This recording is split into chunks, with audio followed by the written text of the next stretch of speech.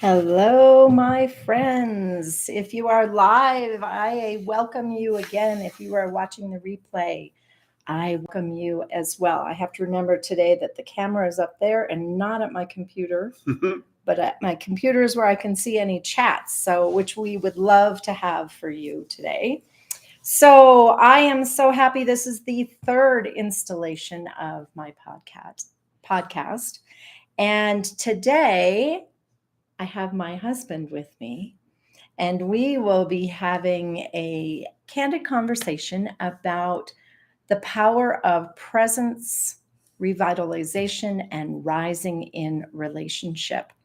Dan is a psychologist and a relationship expert, as well as a coach, a teacher, an author, and my partner for nearly 44 years. And we might have a few things to say about the topic we have today.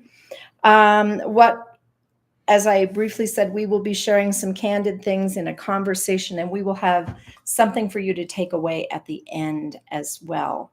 If becoming deeply connected, more connected, or just to be in the same room with a significant other and not be scrolling on your phone at the same time, that's what I hope that you will get out of this today, is another way to be in relationship with your partner. So, Dan, is there anything you'd like to share before we get started? Well, I really want to thank you for having me on your show. I'm honored. This is only my second podcast ever, and so I really appreciate it. And this is something that that I'm passionate about. Yeah. Relationships, couples especially, but families and friendships, all sorts of relationships are my passion. So I'm excited about sharing it. Yeah. So I thought we would break today up into three different segments. I thought we would start with the idea of being rooted, ROOTED, or present in relationship. And then I thought we could go on to what it means to be revitalized or re-energized in a relationship, and then rising. And that, for me, and maybe your definition's different, but for me, that means growth. How can we up level in our relationship and then with other relationships out in the world, including ourselves?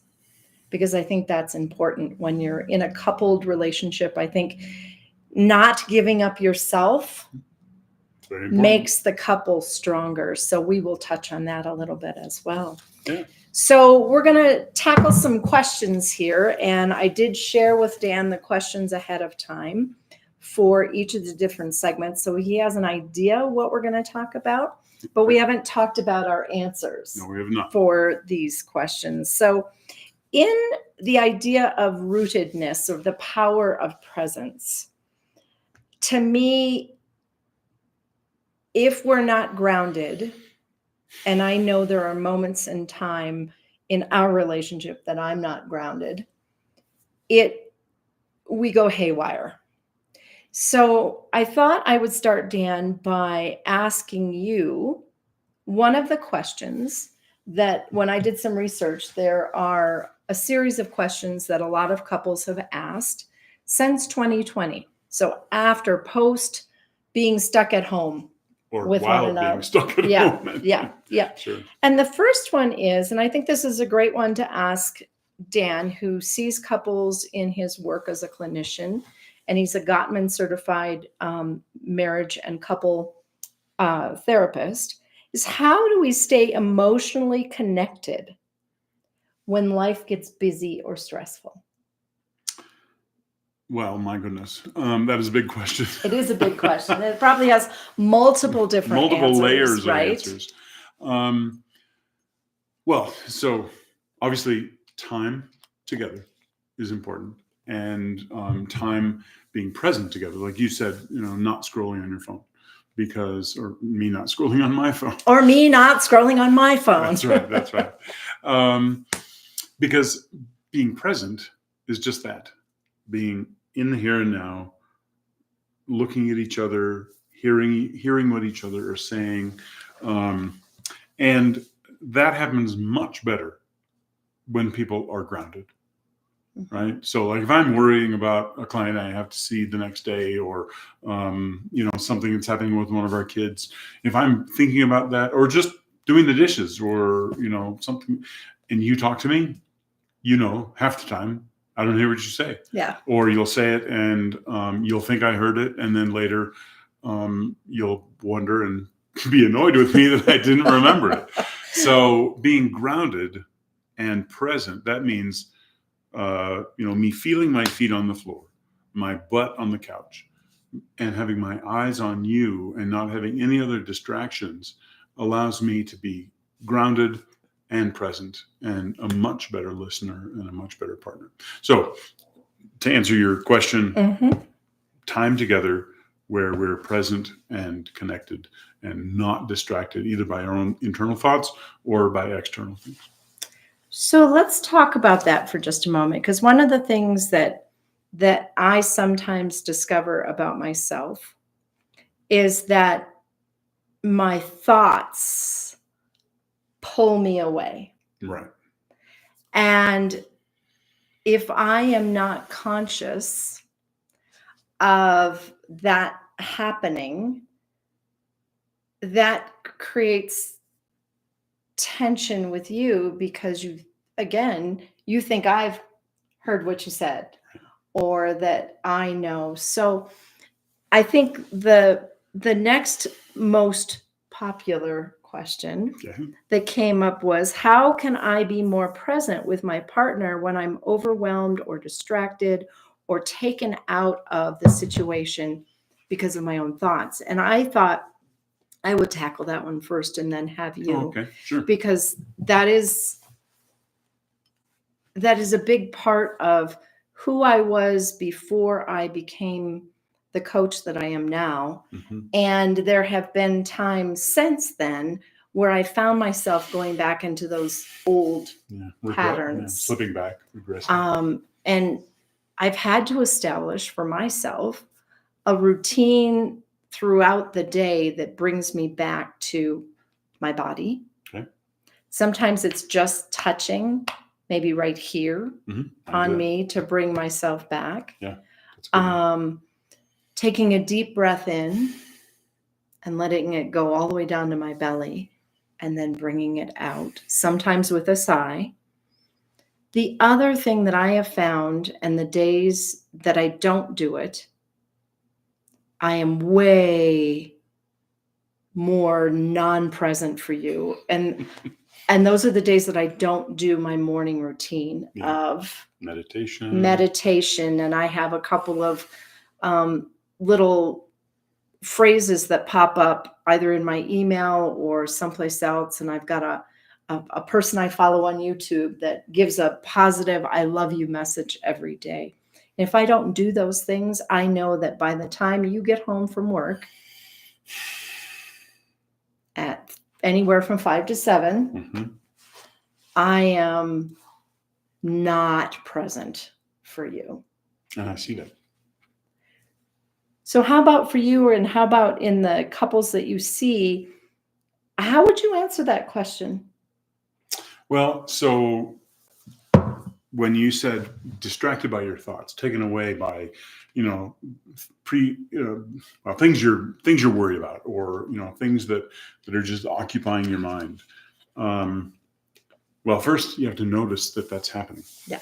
Right. You have to be aware of the fact that is going on, which I guess we call that insight or self-awareness. And when you do your meditation, and I do that, too, not quite as often as you, but that makes you better at it, at noticing what's happening in your stream of consciousness. And if you have a base that you start with in the morning, and then you go and you do different things, you can come back to that base and be regrounded. And I don't know if that's true. I don't know if that's what happens for you, but that's what I see. It is true. But I'm curious, if someone were to come into your office, either for coaching or for therapy, and they said, I'm overwhelmed and I don't know how I can be there for my person? Well, what do you offer them? okay. So the first thing, you said it already, it was breath, right? So breathing, we always do it, right? We breathe no matter what. But we can breathe consciously. And there's two kinds of breathing that I recommend, in addition to just, belly breathing. One is box or square breathing, where you breathe in, hold it, breathe out, hold it, breathe in, hold, breathe out, hold. Yes. Kids love that one. Why do you think that is? Oh, just because it's like something visual, and then it's something they can do with their body while they're doing that.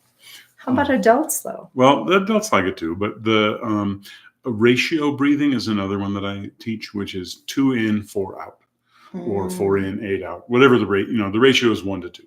So you take a breath in for, I'm going to choose another number, 3, and then I breathe out for 6.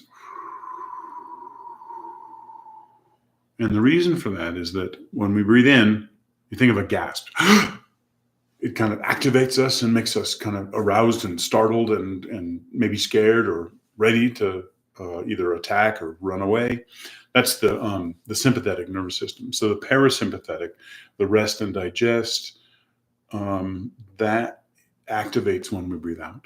And so if we want to breathe out, if we want to be in that state for longer, then we want to breathe out for longer than we breathe in. I had this one couple that they were, oh my gosh, I see couples for 90 minutes, you know this. And so for the first 45 minutes, it just kept getting louder and louder, and they kept interrupting each other. And I stopped them because it was not working. I have a chime that I teach people. When you hear the chime, it means you have to stop. And they didn't. And so I had to hit it a couple times. And then I was like, please listen to me. And then what I had them do was I had them do these breathing exercises. And then I did a little meditation to help them get more into their body and down deeper into their core. Because if we think about it, either the racing thoughts that you were talking about earlier, or the activating things that happen when a couple is fighting, they're all up here. They're in their chest and shoulders and their head and their we go right? like this, and we wonder why our Ugh, shoulders and our upper back hurt at the end of the day. Right. And so by helping them slow down, get in touch, I had them touch their chest and their belly, and I did a little affirmation meditation. The rest of the session, the second half of the session, was just so dramatically different. They made progress, they connected with each other, and the next time I saw them, they continued that practice, and they were doing much. So that was going to be my follow-up question: is how did they feel about it? Because there is, and let's be honest, because we talked about this earlier today, there's a segment of people in our world that when we start to talk about meditation or something that might be considered woo-woo, yeah, it turns them off immediately. They either don't understand, or they don't whatever. Or they're scared of it. Or if you think about the word rooted and the word presence, there is a little bit of woo-woo to it. Sure. And that can be, in the spiritual realm and things like that, right?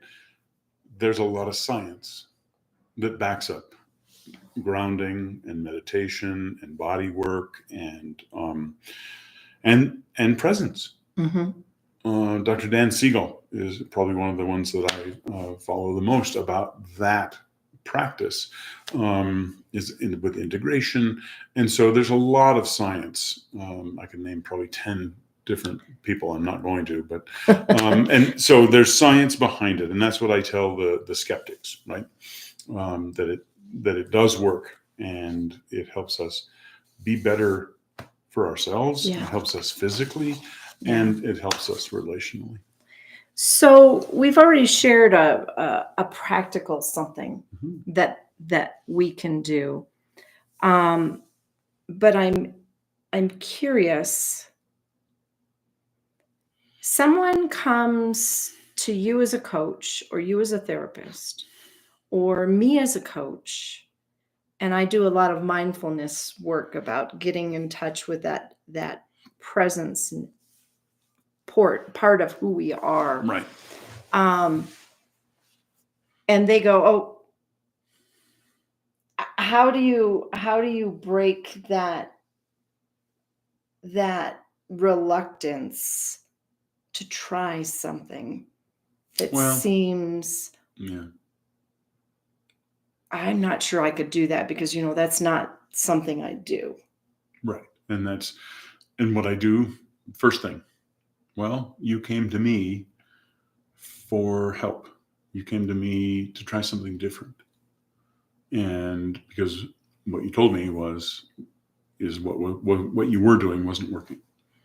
And so in order to have a different outcome, you need to have a different input or a different practice. And so you can try these things. I mean, I would encourage you to try these things. We'll go slowly, right? I won't throw too many things at you at once. But I'd like you to have an open mind and and see how it works. Try it for a week, right? Try it for a week, see how it works. So I think we could both agree that having an individual practice that gets our feet on the ground and our body in the same room is really important to having a healthy connection. Absolutely. Because the healthier we are as an individual, the more grounded we are, the better we're going to be able to show up for our partner. Right. So let's move to that revitalized, or I call it re-energized, or like reconnected, or renewed. Let's go to that. And I was struck by the questions that came up when I did my research about the questions that were trending as being some of the most asked questions, the most, I want to know the answer to this. Okay. And I think at least one of these we have asked, but maybe not in these words. Okay. So I'm going to share the 3 questions because I think they're all very similar. And then let's just go from there. So the first one is, we've grown apart. How do we reconnect again? And I think a similar question is, how do we keep the relationship fresh after years together? Mm-hmm. And then the third one was, how do we care for ourselves and show up for our partner? And I think these are connected. Sure. They're very connected. Yeah. I think, and you could probably speak to this from a clinical standpoint, that if we've grown apart and we desire to reconnect, then there's hope. Absolutely. What does that look like? Well, what I often tell my couples is that if there's a spark, we can blow on that spark and add fuel to the fire and create a new flame of passion or of relationship connection. Okay. And so the first 2 questions then, the second one was, how do we keep the relationship fresh right after years together? Right. And so sometimes the first question is, people growing apart. The second question is, we've been together a long time. How do we keep it fresh? Right. So the answer is very similar for both of those. Right. With the first one, you take people who are growing apart and you bring them together. And then from there, you enhance their relationship. For the second question is more people who are here in an okay relationship. And then we want to enhance it even further. Right. And so lots of things that couples can do. One is, and you and I have done this. We've kind of brainstormed different things we like to do. Right. Right. And then we do a Venn diagram of, okay, these are the things I like to do. These are the things I like to do. You do a Venn diagram. or a spreadsheet. Or a spreadsheet. Don't forget that. And then we see where the overlap is. Mm-hmm. And then sometimes it's like, oh, great, we both love to do this. Sometimes it's like something I want to do that you're like, I'm not sure if I want to do that. And that could be like watching science fiction movies or TV shows together, or sailing. Although I know you like to sail. I just more don't understand it as much as you do. Yeah. And then for you, it's, like, dramas or theater, both watching it and being a part of it. That's something that I moved toward throughout our lives together. So that's finding common interests, and it's also accepting influence from the other person. So let's talk about that, because okay. I think that's key to a lot of the work that we both do. Okay. Because as a coach, and primarily a lot of the work that I do is with women, and that what's the word I'm looking for? That desire to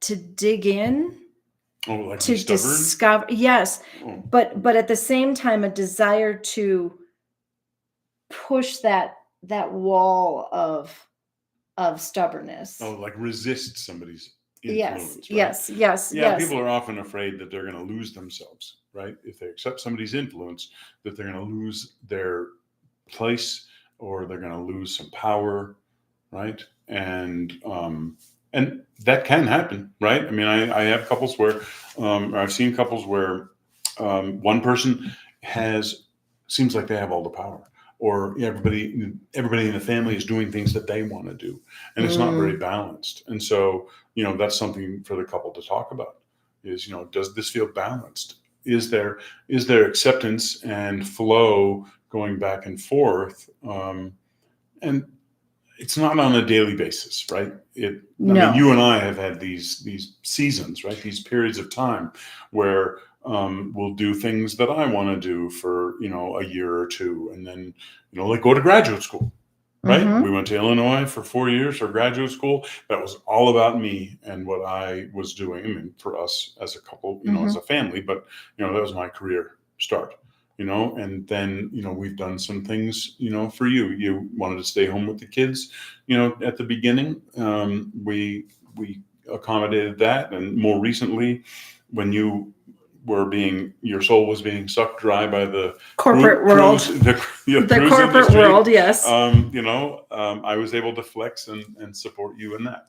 So I think it's like over the years, you can see that accepting of influence and the flow back and forth. And so, and I'm going to ask this question, and it doesn't necessarily pertain to us. Maybe on a certain level it does, but not necessarily.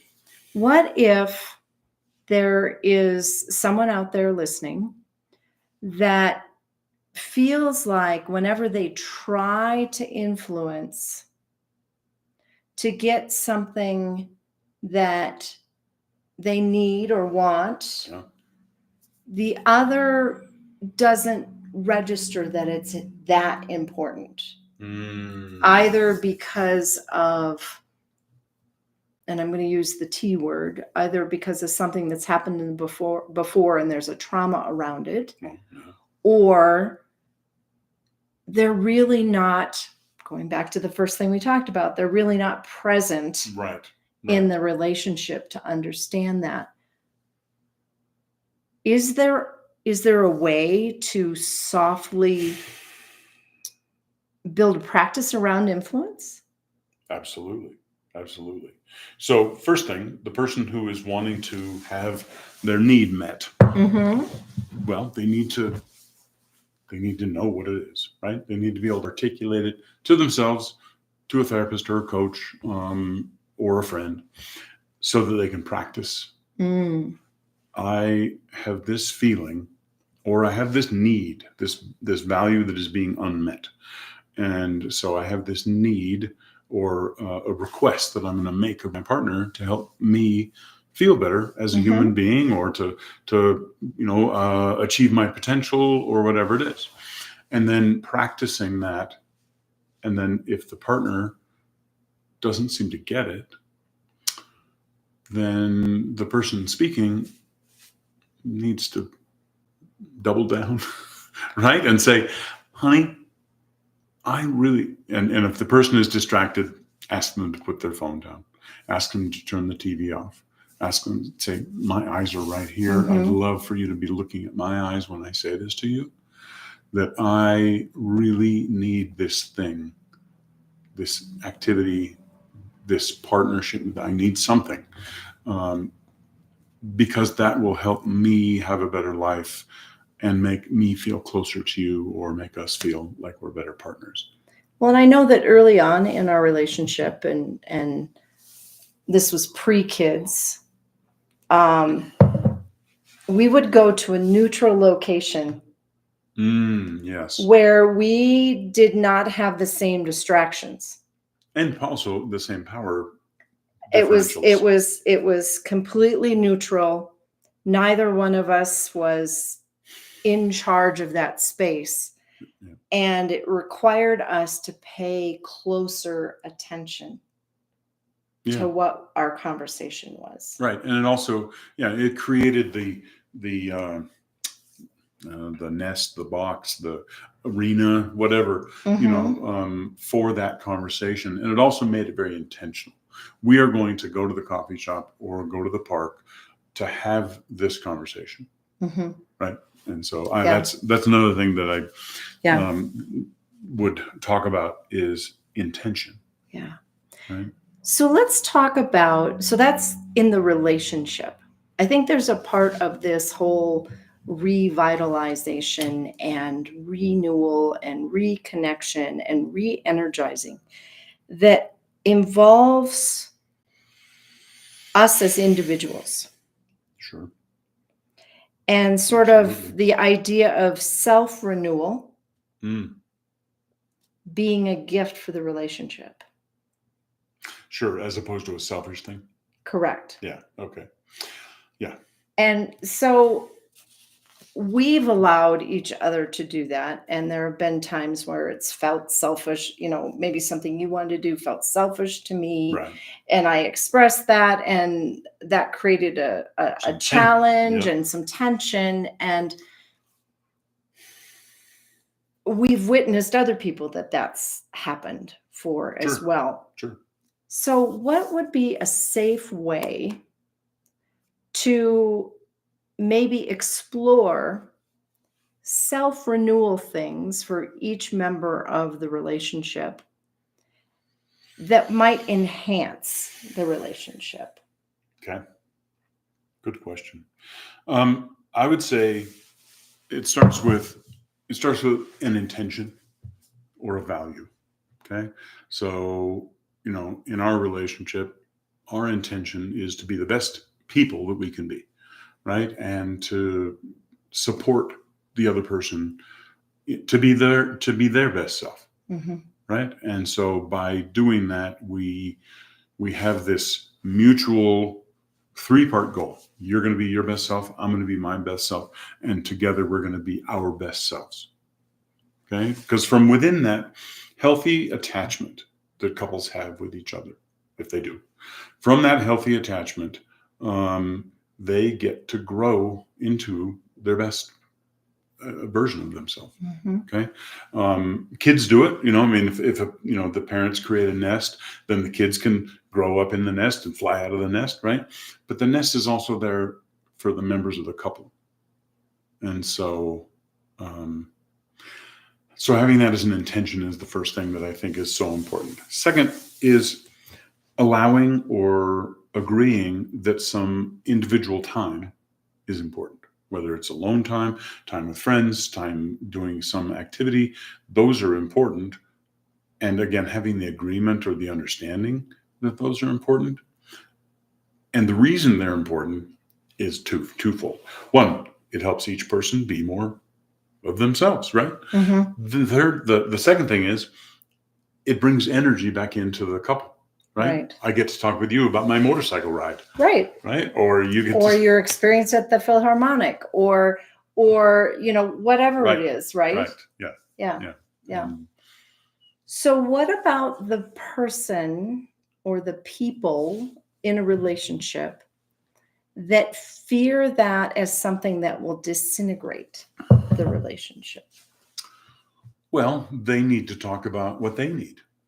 They need to talk about a balance. Like if each person is doing 75 or 80% of their things away from each other and only 20% together, that's a problem. That's a problem for most couples. And for the person you're talking about, they would be like, this doesn't work for me. Right. I need it to be at least 40% that we're doing stuff, and I'm not talking about work time, right? I'm talking about, it's like the free time that we have, quote right, unquote. right. The extra time, the time where we could be spending together because it's not work time. Right. So that person would need to come to the table with their value or their need. But the amount of time we're spending apart makes me feel less connected to you. I need either more time with you, or I need the time that we do spend together to be more eyeball to eyeball and more intentional, connected. Right? Yeah. So a question for you.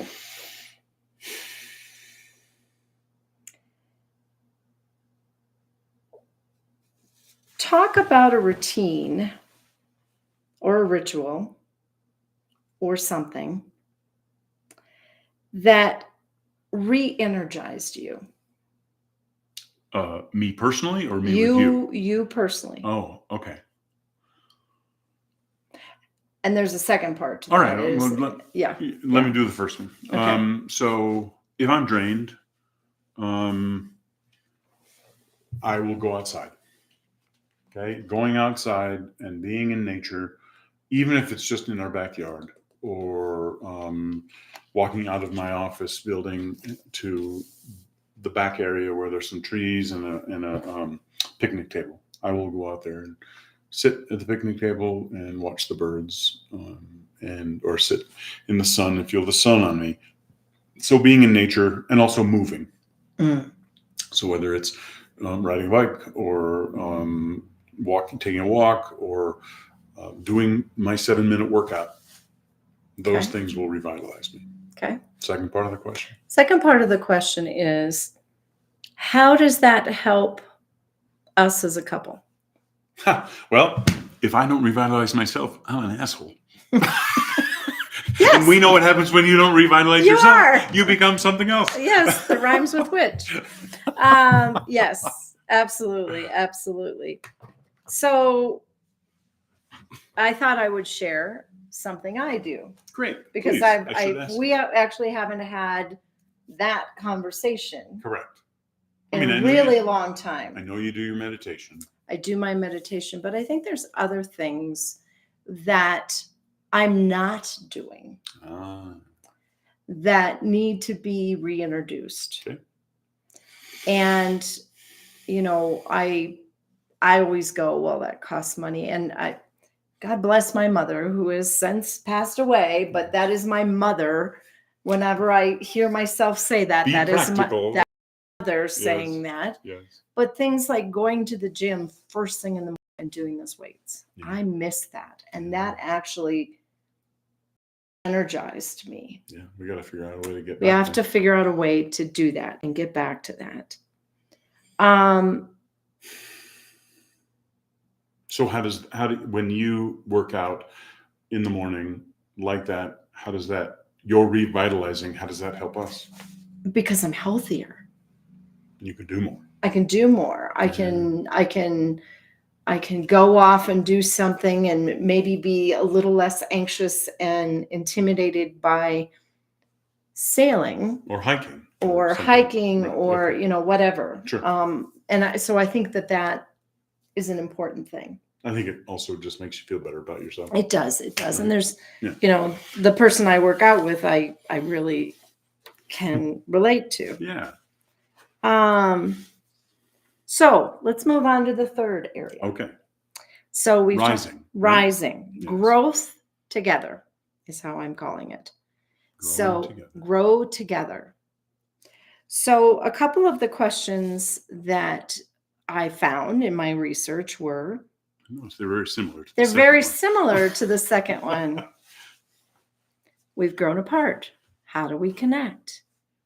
That, and there was there were 20 questions, but they were all very similar. Sure.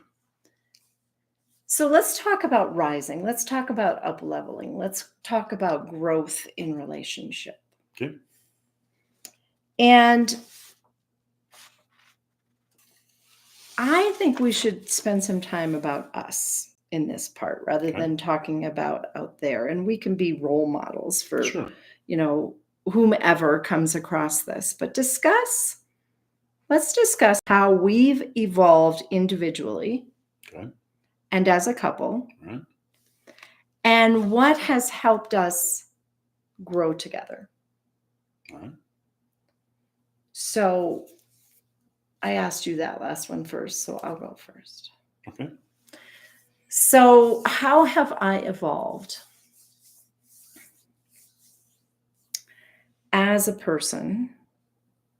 Well, one of the things I think that has been an evolution of me is being less controlling. Hallelujah. I still have an element of control, but I am way less trying to manage it to go down this path right now because this is the way it needs to go. I've seen that. That's the change. I think that is one of the things that I have evolved in. I also think, it's very similar, but it doesn't have to be perfect. It doesn't have to be perfect because I'm not perfect. Wait.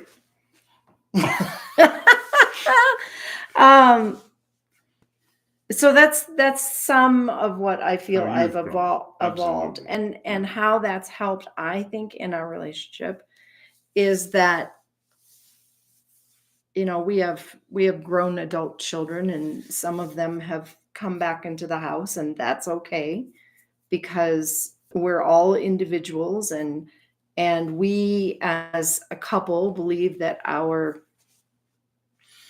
sons and anyone that connects to them is a part of who we are, and that's okay. But because they've come back, and all of them have come back at different times, different forms, it wasn't rigid. We had certain expectations, and we had certain things that we needed, and we wanted compliance in a way, but it didn't have to be directly the way we said, as long as there was some sort of compliance to what we were asking. It's moving from being parents and demanding compliance or insisting on it to, hey, we are now housemates, and how can we be respectful of each other? So if we were to have gone back 5 years ago, it would not be what it is right now had I not evolved in the controlling department. It is very it's still stressing comfortable. Out, but there are moments it's comfortable, and I know that when it stresses me out, the best thing for me to do is go and leave the room and do your grounding, to your go centering. To my sanctuary space and to separate from what's happening, because I can't control what's happening. So that's mine. Okay, thank you. How about for you? So for me, over the 44 years that we've known each other, well, you know that I used to hate conflict. Look at that. And I guess, can I plug my book? You can plug your book. Right. So there's a book that's going to come out sometime in the next 12 months about my journey. And so this is part of it. That when I met you, your family love them dynamic to death. was different than your They're family very dynamic. different. We know that, and they that they fought or had discussions. We had discussions, and I was very uncomfortable with that because I didn't like conflict. Well, because I'm married to you, and I have 3 boys, and I had great supervisors in graduate school, I now am able to tolerate and welcome conflict because conflict helps people grow, right? Conflict tells people what they need. And so that's one of the things I've grown, one of the ways I've grown over the years. I have also noticed that there were times in our relationship where I did a lot of things because you wanted them. And you almost like you had more power, influence, and I was like, okay. And then probably in the last 5 years, maybe it's an interesting. Yeah, we'll get to that in a moment. I've gone, no. I mean, yes, and I want to do this. Like the 4 days that we spent at Park City, Utah 2 years ago. As long as I've ever skied, the most consecutive number of days I've ever skied. And you supported me in that. And the season pass for skiing and buying the sailboat, right? And lately the motorcycle, right? And so these are things that I have become more voice. That I've been more vocal about. Thank you, and I really appreciate that you've supported all of those things, and it makes us better as a couple because now I'm more vibrant. I've gotten more of my life energy going on in those areas, so I get to bring that home and have that with you. Interesting relationship I'm going to point out to you. Okay. I think you gravitated early on to my influence out of fear of conflict. Yes, I'm sure you're right. And as you came to terms with conflict and that there are good things about conflict, you moved away. Away from the yes, being controlled, yes, by my fear of conflict. Yes, yeah. Well, I'm curious, how have you felt about my evolution? I am fine with it. There are moments where I get really anxious, and you know when those moments are. Sure. But I also know that if I don't allow you to be you, it's not going to help us. Right. And we are role models for a lot of people in this world. We have 3 adult sons, one of whom is married, one of whom that would really like to get married, one of whom is exploring his career and what does that look like. And he would like to have a committed relationship at one point in time. And so whatever we can show about how to remain individuals but still be a couple is so important, because when you and I were growing up, that was not the norm. We had, I know in my family, I had a father who was very influential and a mother who gave up a lot of things for my father's influence. And in the last years of my mother's life, I think there was some sorrow around having given up some things that were important to her. Yeah. So I know that we have to role model. Yeah. Absolutely. For not only our family, but the people that come in contact with the family and the people that you and I each see. Coaching and therapy. Yeah, yes. Absolutely. I'm going to come back. Thank you for, going back in history and talking about your parents. That they were amazing people. And the thing I wanted to get back to was when my actions create anxiety in you, or bring out those anxieties in you. Mm-hmm. I'm trying to make this not a yes or no question, but I'll ask it as a yes or no question, Okay. and you can use And it I as can an have an open-ended question. Okay. Do you feel like you can come to me with those anxieties? Yes. I have to figure out a way to come to you, though, that's different than what I would have used to come to you. Yeah, because you used to come. I used to come to you and say, Ugh. this really bothers me. I don't want you to do it. And so what I have had to learn is, this really makes me anxious. Can we talk about how this is going to happen? Yeah, right. And I did that with the motorcycle. Yeah, yep. And I accepted your influence because I knew that that would be the best way for you to see that I was competent and capable. Right. And, so specifically, she followed me to work. Just to make sure that it was going right. Yeah, that I could do it, and she would have that faith in me. But I'm also the person that people that are really anxious about you having that motorcycle that are not in our close proximity. So you're voicing some of their concerns too. I am the buffer for their concerns. Well, thanks. And I feel like, as that buffer, okay, well, is this really something that needs to be a concern? Or is it not? Or is it something that can be addressed? Exactly. Right? Exactly. Yeah. Okay. Exactly. Good. So that's part of that. Yeah. Okay. Yeah. The one other question that I wanted to ask in this area before we sort of get into what I call my bonus round. Okay. Lightning round. How does, and I'm asking this specifically of you, because I want you to use your relational expertise in answering this. Put that hat on.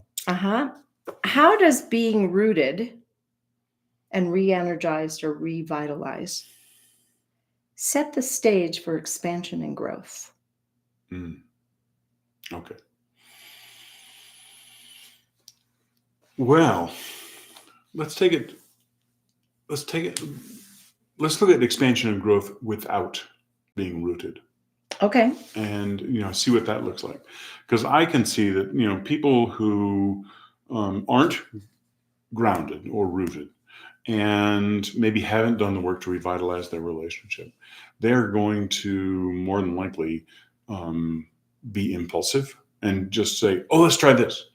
So they go, either together or separately on to these retreats, and they don't really talk about it or coordinate. Or they say, I'm sorry if this offends anybody, let's have a child. That'll make us that'll make us better, right? Or let's move, right? Let's move to another state or another city. And those are things that people might try to do if they haven't done the rooting and the grounding and the revitalizing. So going with the healthy, being rooted and grounded, I think of trees, right? And this is the Kahlil Gibran poem that was read at our wedding. And I use a lot with my clients. You got two trees, and the trees grow close enough together that their branches intertwine, right? And they have roots, and maybe the roots connect. But they're rooted and grounded in the earth. And so it creates stability and also flexibility, right? So I like to use a willow. It goes, or a fir, or these aspens that are outside the wall. Oh, my gosh, yes, 18-mile-an-hour winds out here today. They blow, they move with the wind, and then, sometimes one protects the other, and then the wind turns, and then the other protects. But they're grounded, okay? And what that means for me, is physically, I can be rooted. I can feel my feet on the floor, feel my hands on my knees. Thanks for letting me wear shorts, by the way. And psychologically grounded, right? Being able to be home, right, in one's body.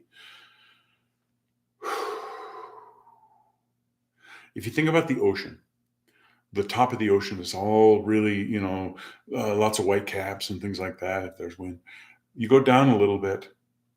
It might be doing this. It might be doing this, right? You can still see the waves up there. You go down further, and it's way slower. It's way calmer. There's just this gravity to it, and that's what I do personally, and what I teach is that we go away from the whitecaps in the mind down into this slower pace of the body. That's what I do, and that's what I feel is very helpful to ground. And from that place of grounding, if you have two people who are grounded, then we can reconnect and talk about what we need to heal, to repair, to revitalize, and then rise, and then be like, all right, so now what? Right? Well, and wouldn't you agree that if you can do this, if there's something that is conflictual, it's easier to have the conversation about it. Absolutely. Because it's not an attack. Right. It's a challenge. It's a problem that we need to cooperate with to figure out how to get through, over, under, take it apart. Maybe it's something that's gotten disentangle it. Maybe it's something that's gotten in the way, and it needs to come apart. Yeah. And if you're grounded, and then we put it back the way we want it. Right. But you're right. If we're grounded, we can do that without it feeling like we're losing ourselves. Yes. Right. Yeah. Yeah. So we have here. We have about 9 minutes left. Yeah. Okay, cool. And I want to get through a couple of these. When do you feel us working in sync, even in a hard moment? Well, we've had parenting moments that have. Moments. I'm not going to go into details, but we've had parenting moments that have really stretched us and challenged us, and we've sometimes fought over it because you and I have some different strategies, opinions, different parenting styles, but we, through that, back and forth, we end up with a solution or a presentation that we're going to give to one of the kids, or a boundary we're going to set, whatever it is, right? And we've done that. I think we've done that very well.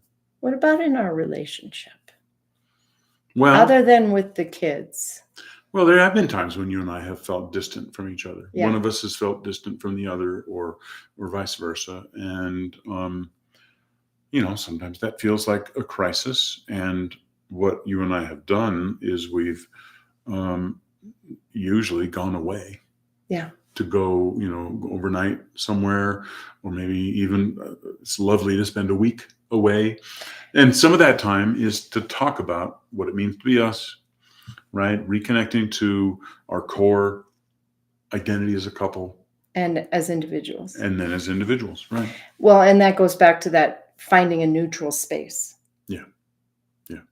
And setting the intention. I think that's something that we have practiced, I want to say, from year 2 on of our marriage. Mm-hmm.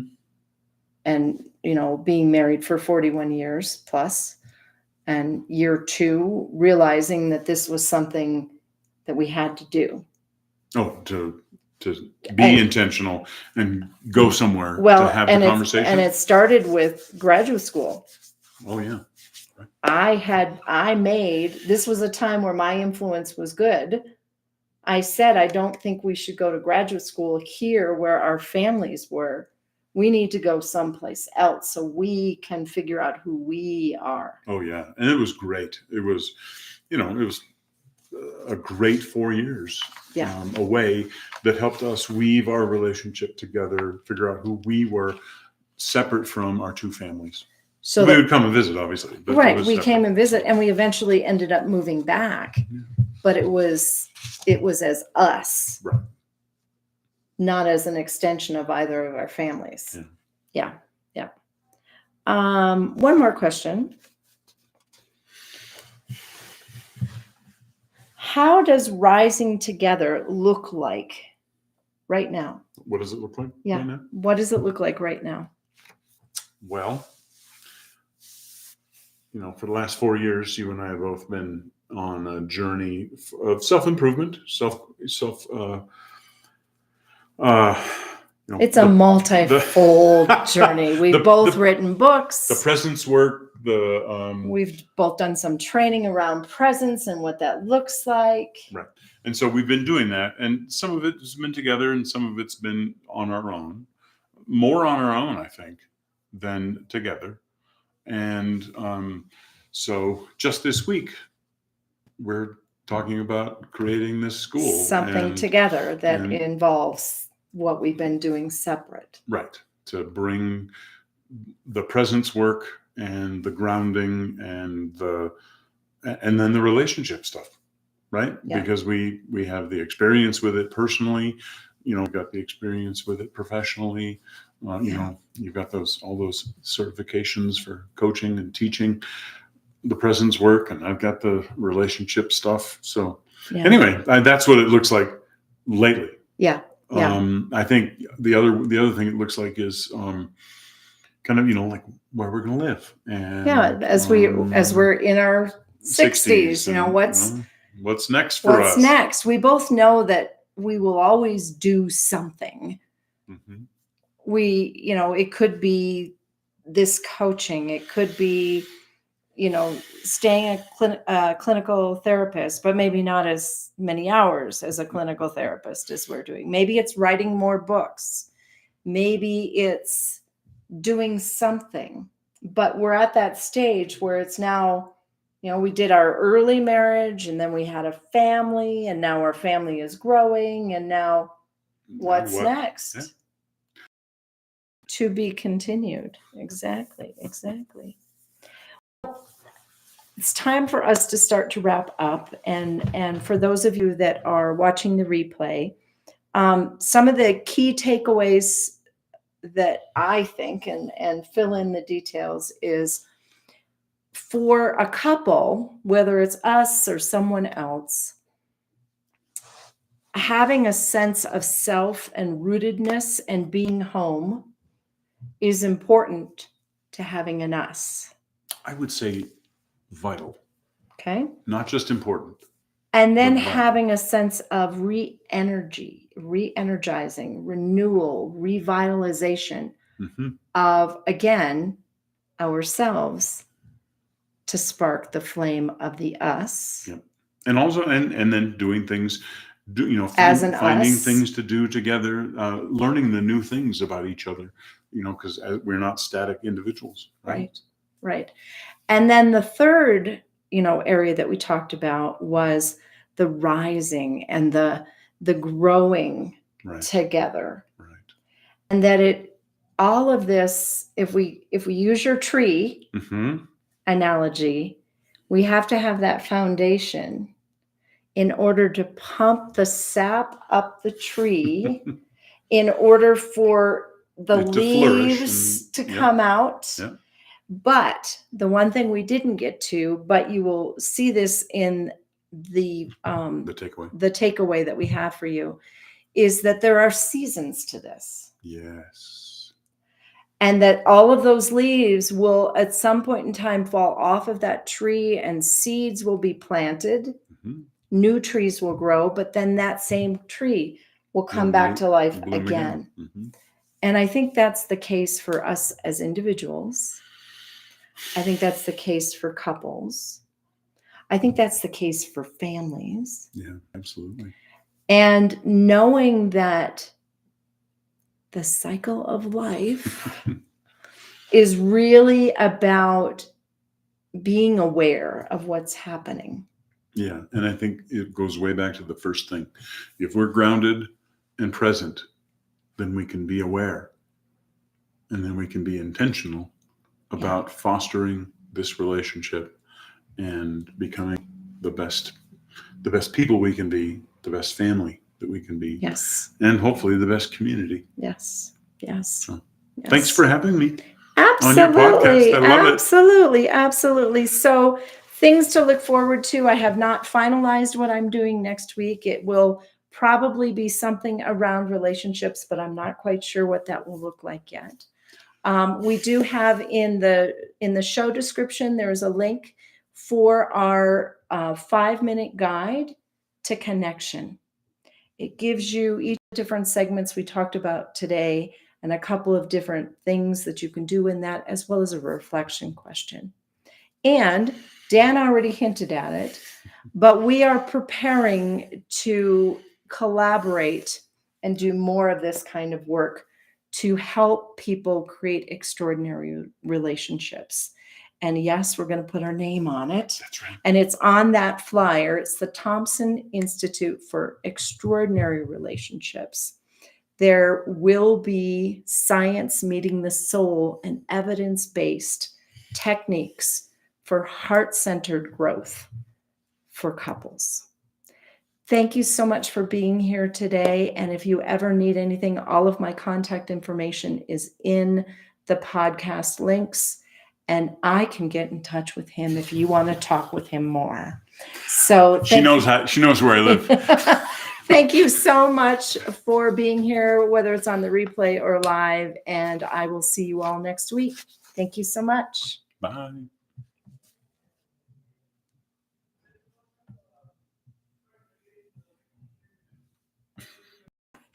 There it is, where do we right stop? in the center at the bottom.